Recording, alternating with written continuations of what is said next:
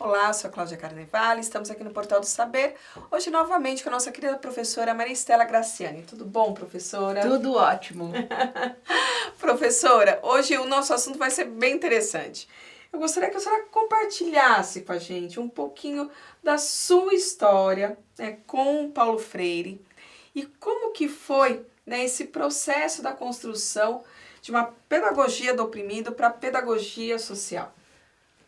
É uma história longa, porque desde que eu vim de Araras, que é o lugar, não foi onde eu nasci em Santos, mas eu vim para São Paulo para estudar no Sede Sapiense.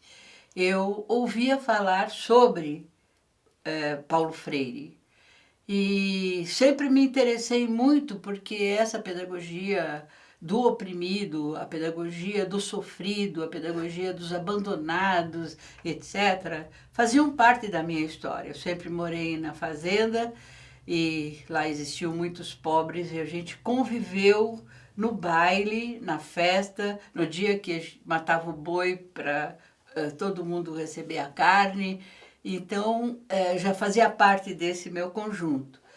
E ele veio muito antes para mim do que quando ele chegou no Brasil. Então, já tinha lido tudo que era possível de ter visto, eu já tinha feito para conhecer esse maior educador brasileiro. Eu acho que ainda ninguém o superou.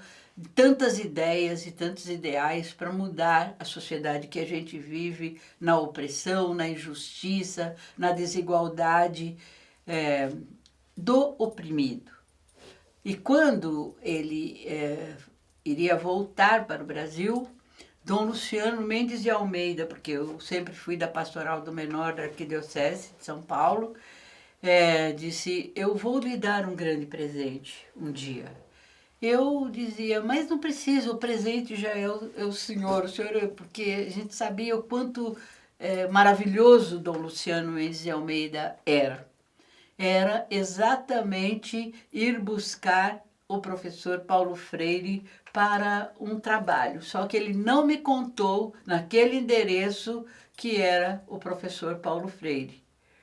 Quando eu vi Paulo Freire subindo, o marido da Madalena vindo e ela, eu tive um tipo de desmaio. Sim. Eu só voltei a mim quando estava com álcool, etc., de mãos dadas com ele. Minha querida filhinha, o que aconteceu? Você não tomou café. Madalena, vá buscar um café para ela, porque acho que ela está precisando disso. Então, a experiência foi uma experiência de vida, uma experiência de existência, uma experiência de acolhimento, de partilhar com ele de inúmeros momentos da minha vida e da vida dele, porque ele fazia questão de dar prioridade a conhecer as experiências que a pastoral fazia em São Paulo, nos eventos que a gente realizava aqui ou fora do Brasil, que ele iria falar, muitas vezes eu fui.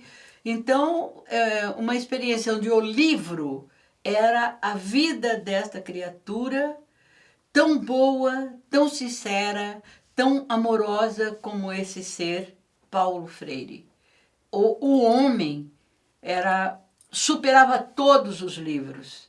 E ele sempre dizia: essa é uma evolução que eu vou deixar de legado para todos que nos apreciam, me colocava no apreciar coletivo. Então, eu gostaria que você continuasse essa experiência que você começou aqui dentro da PUC.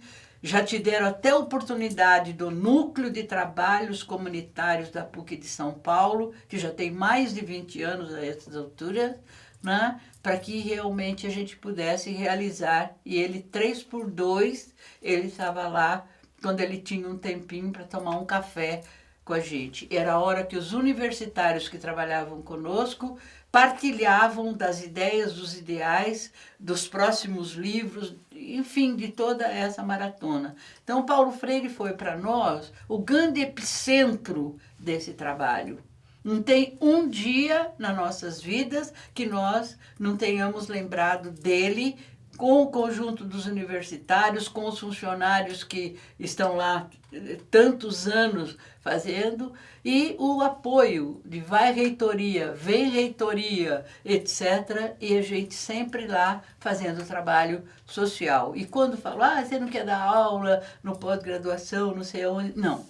Eu não vou sair do núcleo de trabalhos por enquanto. Posso até ir dar aula em algum canto, algum lugar, mas aqui eu volto porque aqui é o meu lugar. E lá na nossa sala tem o grande retrato que ele nos deu de presente para que ele ficasse marcado eternamente na nossa vida e na vida de todos aqueles universitários que lá participam, trabalhando na rua, fazendo formação e etc. Então, o grande legado que ele nos deixou foi o seu próprio saber e principalmente a sua ternura. Que lindo. Só tenho a agradecer. Obrigada, professora. Foi uma vida muito linda.